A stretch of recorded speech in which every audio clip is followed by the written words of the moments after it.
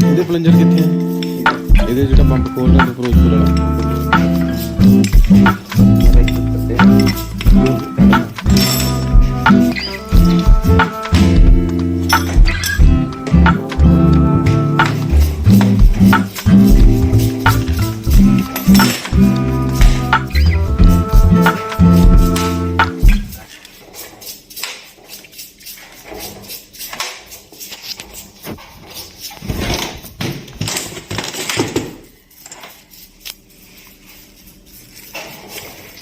Pump 2012 model खत्म।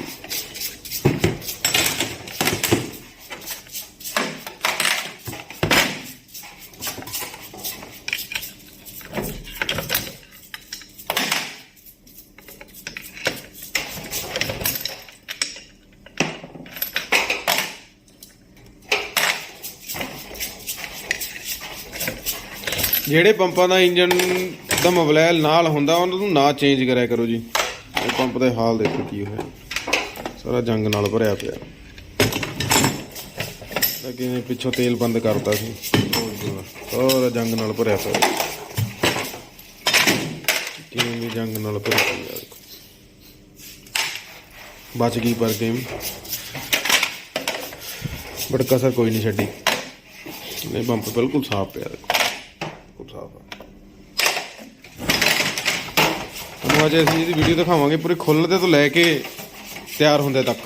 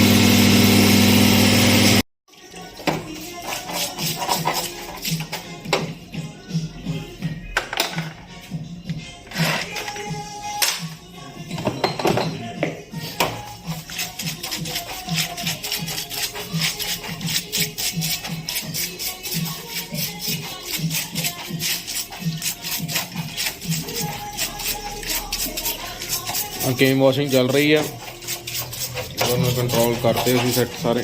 हम fit कर लगा जी 5-10 मिनट।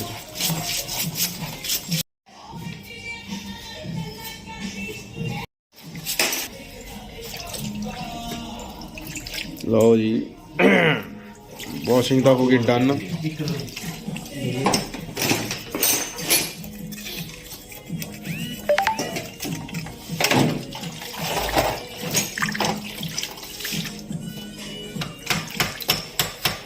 बहुत लिबड़ी पई है बैठी अंदर।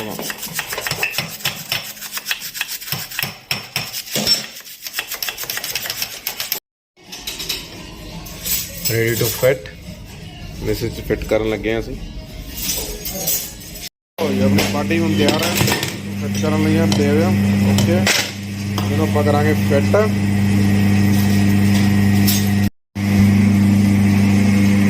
ਇਹ ਫਿਟ ਹੋ ਗਈ ਹੈ ਇਹ 'ਚ।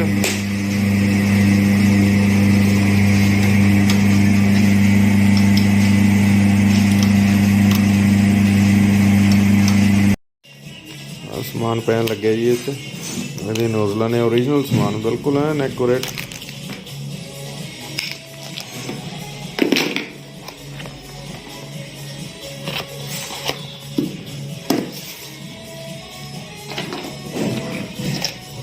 ਵਾਲ ਨੇ।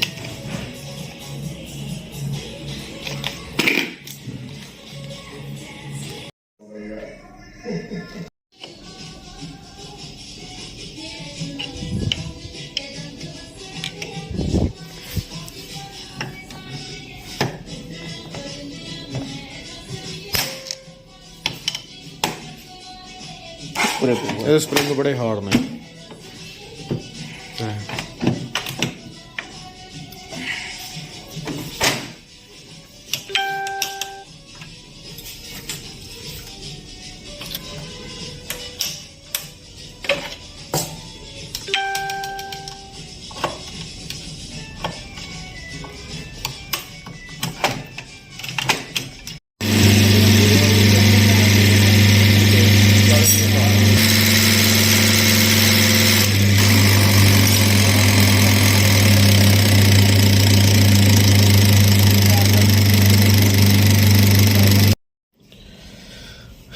ਨੋਜ਼ਲਾਂ ਪੁਰਾਣੀਆਂ ਕੱਢੀਆਂ, ਇਸ ਚੋਂ ਖਰਾਬ ਹੋ ਗਈਆਂ ਇਹ ਬਹੁਤ ਬੁਰੀ ਤਰ੍ਹਾਂ। ਨਾਲ ਦੇ ਪੰਪ ਸੀਗੇ 2012 ਮਾਡਲ ਦੇ, ਆਹ ਨੋਜ਼ਲਾਂ ਪੈਣ ਲੱਗੀਆਂ ਇਹਨਾਂ 'ਚ ਬਿਲਕੁਲ। ਠੀਕ ਹੈ ਜੀ।